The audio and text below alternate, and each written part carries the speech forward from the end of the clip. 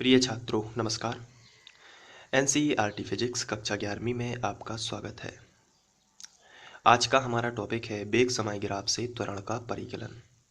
इसके पहले हम लोग स्थिति समय ग्राफ पढ़ चुके हैं और त्वरण, वेग, चाल की परिभाषा और गति के तीनों समीकरणों की व्युत्पत्ति, दूरी तथा विस्थापन में अंतर, ये सब पढ़ चुके हैं जो परीक्षा की दृष्टि से काफ़ी इम्पोर्टेंट है।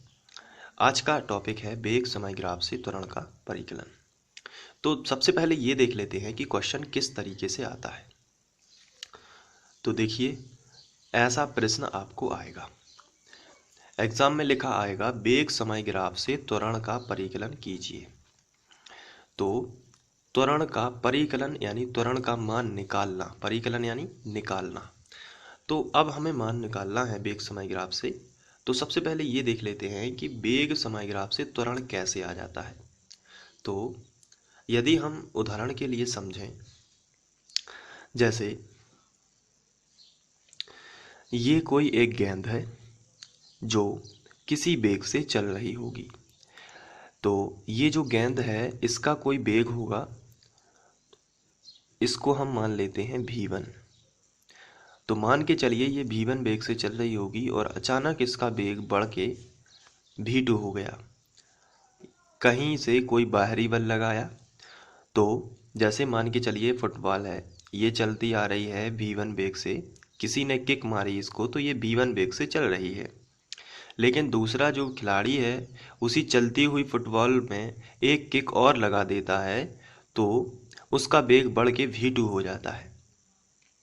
तो पहले फुटबॉल का वेग v1 था, अब किक लगने के बाद इसका वेग हो गया है v2। तो यहाँ से त्वरण निकल के आता है। त्वरण निकल के क्यों आता है? क्योंकि वेग में हुआ है परिवर्तन समय के साथ। तो वेग में परिवर्तन त्वरण कहलाता है, क्योंकि हम लोग त्वरण के बारे में पढ़ चुके हैं। त्वरण होता है, त्वरण का जो फॉर्मूला होता है वो होता है वेग में परिवर्तन, वेग में परिवर्तन बटे समय। ये होता है त्वरण का फॉर्मूला। तो जब वेग में परिवर्तन हो रहा है, वेग में परिवर्तन का मतलब वेग बदल रहा है।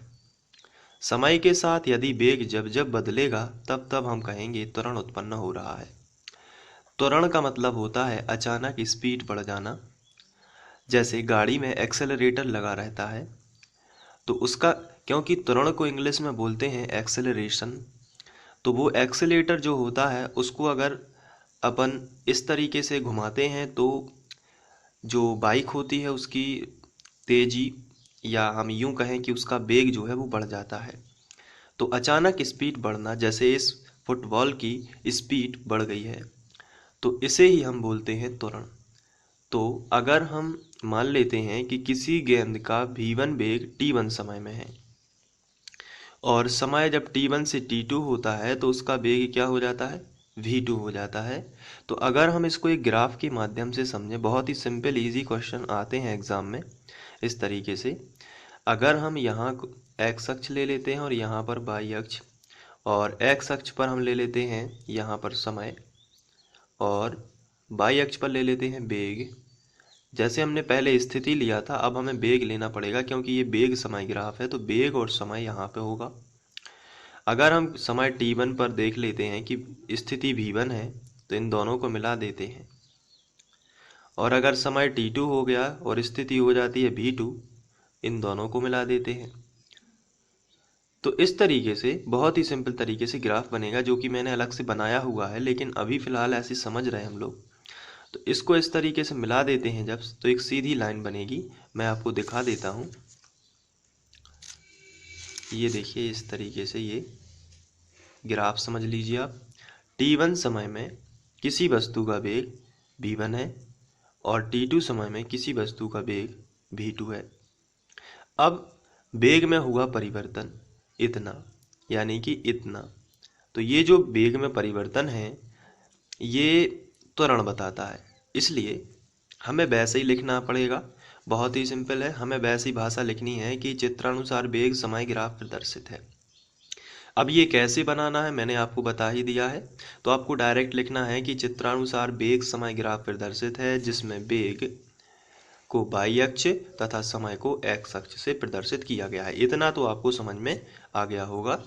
चित्रानुसार वेग समय ग्राफ प्रदर्शित है जिसमें वेग को वाई अक्ष, ये देखिए वेग आपको दिख रहा होगा, ये वाई अक्ष पर वेग है और समय जो है वो एक्स अक्ष पर है, तो एक्स अक्ष से प्रदर्शित किया जाता है।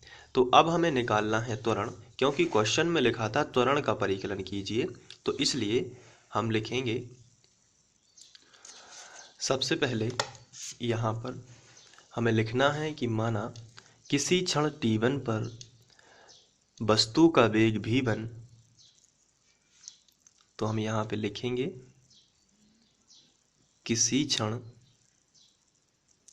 t1 पर,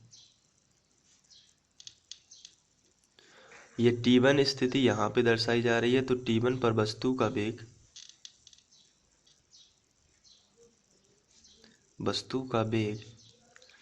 v1 हो जाएगा तथा समय t2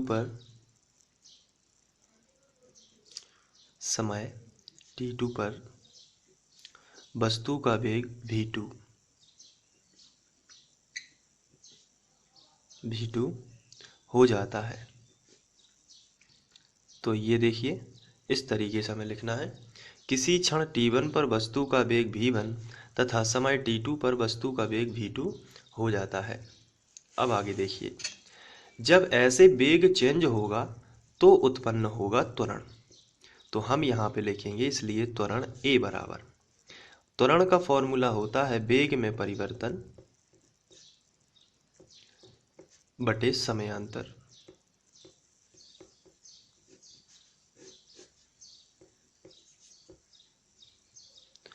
अब यहाँ ध्यान से देखना है, त्वरण को A से दर्शाते हैं, वेग में परिवर्तन, तो जैसे स्थिति में परिवर्तन होता था यानी कि विस्थापन, वैसे वेग में परिवर्तन होगा।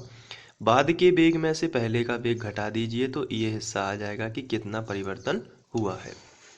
तो वेग में परिवर्तन का बहुत ही सिंपल होता है, बाद के वेग में से पहले का वेग घटा दीजिए, और समय में परिवर्तन बाद के समय में से पहले का समय घटा दीजिए।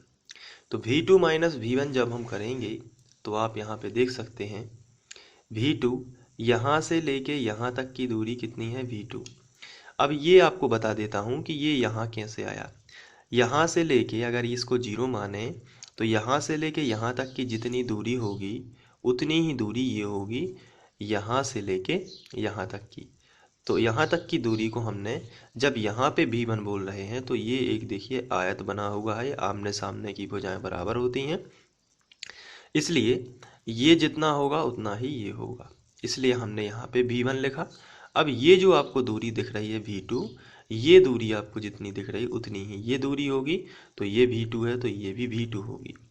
अब हमने यहाँ पर v2 माइनस v1 लिखा है, तो v2 यानी पूरी दूरी में से ये v1 यदि घटा दें तो इतना हिस्सा बचेगा।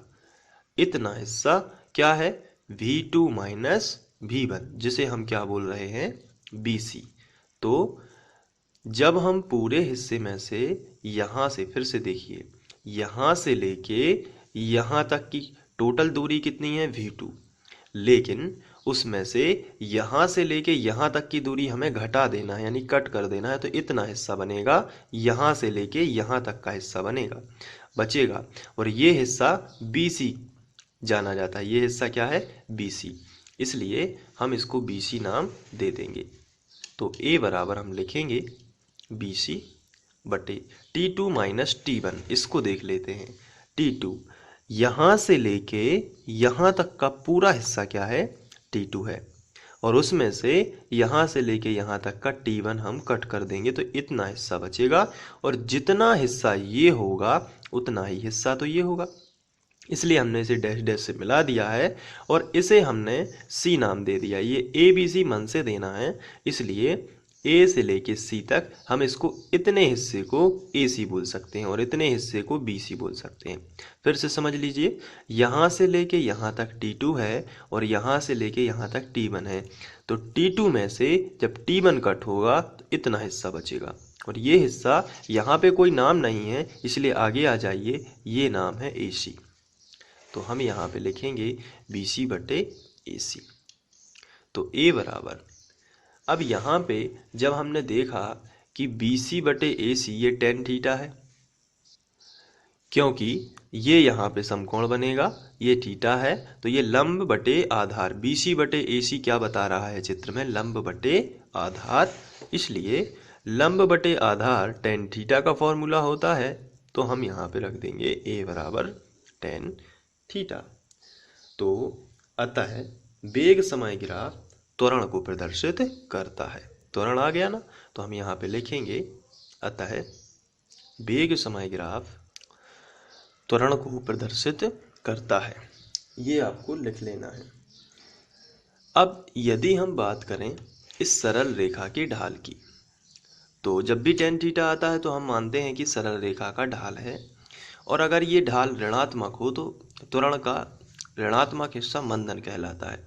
जैसे कोई वेग में परिवर्तन होना त्वरण कहलाता है, आप सभी जानते हैं। अगर हम इस चित्र के माध्यम से देखें तो थोड़ा सा चित्र में मैं कमज़ोर हूँ, तो ये देखिए मैंने चित्र बनाया है जैसा भी है। तो ये देखिए दो गेंदें हैं, तो केवल समझने के लिए, आपको केवल समझाने का मेरा उद्देश्य है। तो यहाँ पे देखिए ये गेंद आपको दिख रही होगी, ये गेंद अगर अचानक स्पीड बढ़ती है तो उसे हम बोलेंगे त्वरण, लेकिन अचानक स्पीड घटती है तो उसे हम बोलेंगे मंदन। यानी कि कोई तेज रफ्तार से फुटबॉल आ रही है और उसमें बल लगा के उसे धीरे धीरे करके रोका जा रहा है, तो उसका वेग है जो वो घट रहा है, लेकिन वेग तो परिवर्तन हो रहा है, इसलिए त्वरण ना बोल के उसे हम क्या बोलने लगते हैं, मंदन। तो हम यहाँ पे लिख देते हैं कि अगर ढाल जो है, अगर सरल रेखा का ढाल, क्योंकि हम इसे A बराबर लिख सकते हैं सरल रेखा का ढाल, तो यहाँ पे हमने लिखा सरल रेखा का ढाल। अब यदि ये ढाल ऋणात्मक हो तो हम यहाँ पे लिखेंगे, यदि ढाल ऋणात्मक हो तो उसे क्या कहते हैं, मंदन कहते हैं। तो ये हो गया वेग समय ग्राफ से त्वरण का परिकलन। अब आप इसको नोट कर लीजिए, और नोट करने के लिए मैं आपको बता देता हूँ कि किस तरीके से नोट करना है। आपको स्क्रीनशॉट लेना है क्वेश्चन के साथ में। तो ये देखिए, ये रहा क्वेश्चन और ये पहला स्क्रीनशॉट, फिर इसके बाद ये है ये वाला स्क्रीनशॉट,